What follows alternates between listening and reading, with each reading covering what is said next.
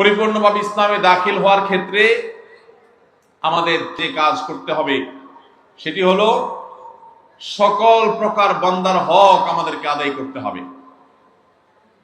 আল্লাহ রাব্বুল আলামিন আমাদেরকে তার যে আদেশ নিষেধগুলো আমাদেরকে মেনে চলতে বলেছেন, এর মধ্যে বেশ কিছু বিষয় আল্লাহ রেখেছেন যেগুলো মানবাধিকার সংশ্লিষ্ট, মানুষের অধিকার সংশ্লিষ্ট। শুধু মানুষ নয়, অন্যান্য প্রাণীকুল, অন্যান্য সৃষ্টি, এমনকি পোকামাকড়, এমনকি বৃক্ষ তরুলতা, এই সবগুলোর অধিকার আল্লাহ তাআলা আমাদের উপর রেখেছেন। আমাদের কর্তব্য আছে নিজের প্রতি, নিজের পরিবারের সদস্যদের প্রতি, মুসলমানদের প্রতি, প্রতিবেশীদের প্রতি, এমনকি অমুসলমানদের প্রতি, মানুষ তো বটে, এমনকি পশু পাখির প্রতি, কীট পতঙ্গের প্রতি, এমনকি নিষ্প্রাণ আল্লাহর যেসব সৃষ্টি আছে সেগুলোর প্রতি, সবকিছুর প্রতি আমাদের দায়বদ্ধতা আছে, আমাদের জবাবদিহিতা আছে।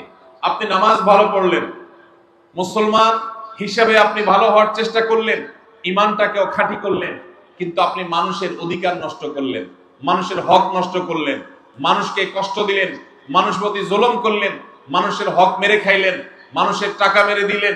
আপনি ব্যবসা করতে গিয়ে 2 নম্বরই কাজ করলেন, ক্রেতা হয়ে যখন গিয়েছেন তখনও আপনি খারাপ কাজ করেছেন। আপনি কখনো আল্লাহর খাতায় ভালো মুসলমান হতে পারবেন না। ভাইরা আমার, পরিপূর্ণভাবে ইসলামে দাখিল হওয়ার জন্য শুধুমাত্র 5 ওয়াক্ত নামাজ পড়লেই চলবে? নামাজ পড়ার পাশাপাশি আমাদেরকে ভালো মানুষ হতে হবে।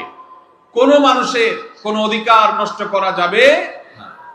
আল্লাহ রাব্বুল আলামিন আমাদেরকে সেই কর্তব্য আদায় করতে বারবার সতর্ক করেছেন। প্রিয় নবী সাল্লাল্লাহু আলাইহি সাল্লাম বলেছেন, ইন্না লিজাসাদিকা আলাইকা হাক্কা।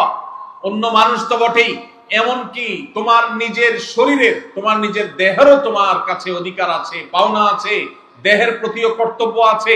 কোনো কারণ ছাড়া তুমি তোমার নিজেকেও যদি কষ্ট দাও, নিজের প্রতিও যদি জুলুম করো, তাহলে তার জন্য আল্লাহর কাছে জবাবদিহি করতে হবে। কেন ইসলাম আত্মহত্যাকে হারাম করেছে? এর একটি কারণ এই, আল্লাহ তাআলা আপনাকে যে জীবন দিয়েছেন, এই জীবনকে রক্ষা করা আপনার জন্য ফরজ।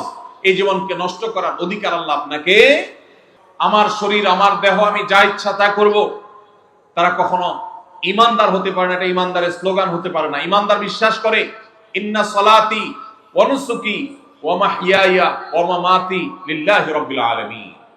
নিশ্চয় আমার সালাত, আমার কুরবানি, আমার জীবন, আমার মরণ, সব কিছু আমি নিবেদন করব কার উদ্দেশ্যে? একমাত্র আল্লাহ রাব্বুল আলামিনের উদ্দেশ্যে।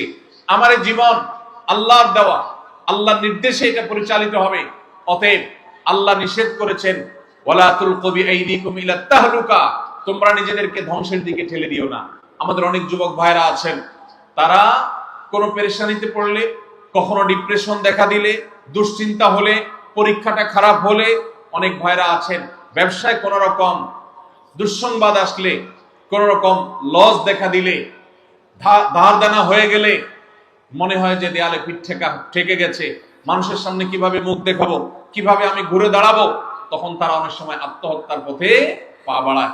নবী করিম সাল্লাল্লাহু আলাইহি সাল্লাম পরিষ্কারভাবে জানিয়েছেন, যেই ব্যক্তি নিজেকে আত্মহত্যা করবে কোনো উপায়ে, কিয়ামতের দিন আল্লাহ রাব্বুল আলামিন তাকে সেই উপায়ে শাস্তি দিতে থাকবেন। এবং এই আত্মহত্যা করাকে ইসলাম হারাম করেছে। কারণ অন্য মানুষ তো বটেই, আপনি নিজের অধিকার নিজে নষ্ট করবেন, নিজের শরীরকে কষ্ট দিবেন, নিজের জীবনকে আপনি ধ্বংস করবেন, আত্মহত্যার পথে পা বাড়াবেন।